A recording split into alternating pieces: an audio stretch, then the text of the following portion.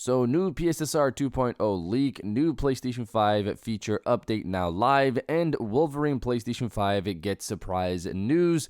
And we're going to talk about why Sony potentially did it. Those are the stories we're going to cover today. And if you could hit that like button on the video, thank you to those that do it. And as always, it's very much appreciated. First, yes or no, are you buying any Xbox game on PlayStation 5 this year or not? We recently heard from the new CEO, Asha Sharma, that plans have not changed. Microsoft still plans to push their games to other platforms, and this year we have Forza Horizon 6, Gears of War E-Day, Fable, and of course the Halo remake. Are you guys getting any of those games? So comment below yes or no if you're buying any Xbox game on PlayStation 5 this year or not. Let me know down in the comments below. Now, diving into the first story of the video, the PSSR 2.0 leak. Reading from WCCF Tech, as spotted by Tech for Gamers, Sony Interactive Entertainment filed a new patent on February 4th detailing some new features that could be a part of the upcoming PSSR 2.0. Chief among them is the dynamic scaling of the AI's precision. The system monitors the console's processing GPU and CPU in real time and automatically adjusts how expensive the AI upscaling is based on the game's current load. For example, if a scene is incredibly complex, featuring some elements like a massive explosion or a huge number of NPCs, the system can slightly lower the AI's precision for the upscaling process to save the frame rate. When the load drops, the precision is back up for a maximum visual clarity. This also means that the internal resolution of games doesn't need to be dropped to keep the frame rate stable, which would be a massive breakthrough for console gaming. So I was looking through the patent a bit for myself because I was wondering why people were directly relating this to PSSR 2.0. I saw in the patent it mentions MFSR, which is something Moore's Law is Dead already mentioned in the past, and he told us that this is what Sony refers to PSSR in the back end. So yes, this is likely for PSSR 2.0, if not a later version of it. Now, looking at the tech itself, I don't think I've seen another upscaler do what's being described here.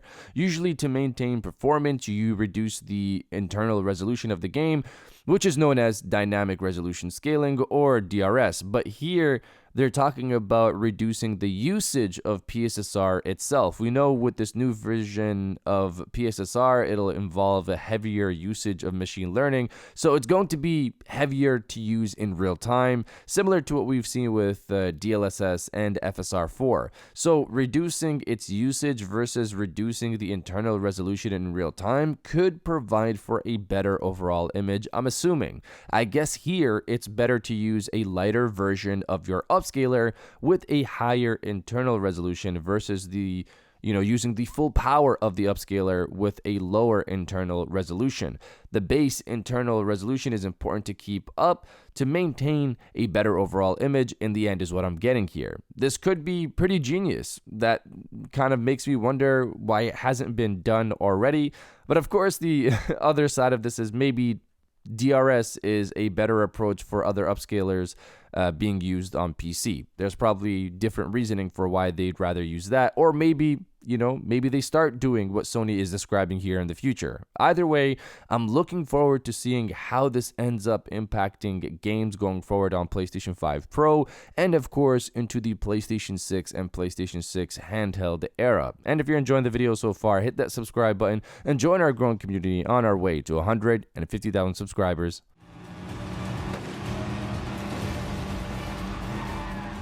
Now, diving into the second story of the video, the surprise Wolverine update and why Sony probably did it. So, if you weren't online as much yesterday, Sony has confirmed the release date of Wolverine.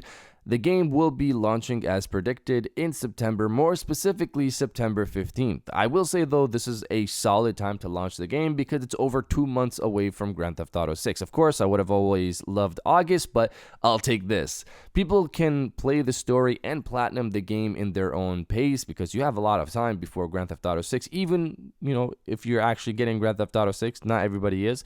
But now the weird thing about the whole situation.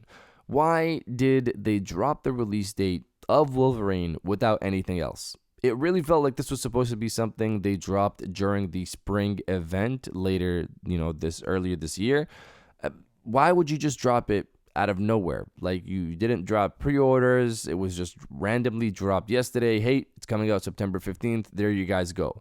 I had a theory that I saw others also see as well, and that maybe Sony did this sudden drop to get people to move their focus from the Bluepoint situation and just move on. So clearly, this is something that Sony is taking seriously. They see the feedback on their end. Remember, Sony went quiet for 4 days to let the heat, ease up after the news of what's happening with Bluepoint. I wouldn't be surprised if they did this to ease the fan response further and just have people move on. But you guys let me know if you've moved on from the Bluepoint news or not. Let me know down in the comments below.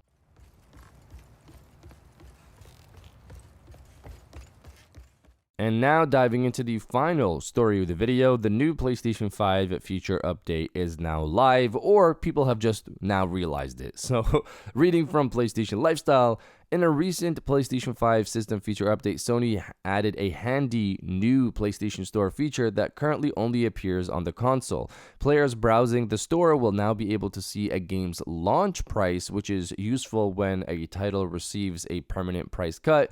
Last October, Sony added price history for games on the PlayStation Store.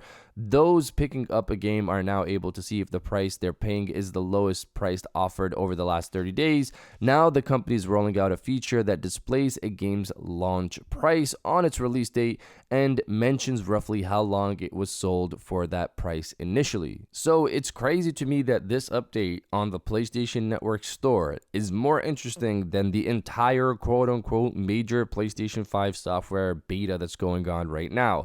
It's crazy that this entire quote-unquote big major beta software thing only has emojis as a new feature. Of course, there could be something under the hood in relation to PSSR. We don't know, and I don't think we'll ever know. But it's insane to me that this is where we're at. I really feel like the operating system team, the OS team, has fully moved on to the PlayStation 6 OS that they're working on, because at this point right now, of course, it could change, but they're targeting a late 2027 launch. But of course, that could change, but that doesn't change that the OS team is clearly working on that. They're not adding anything to the PlayStation 5. That's what we've seen so far.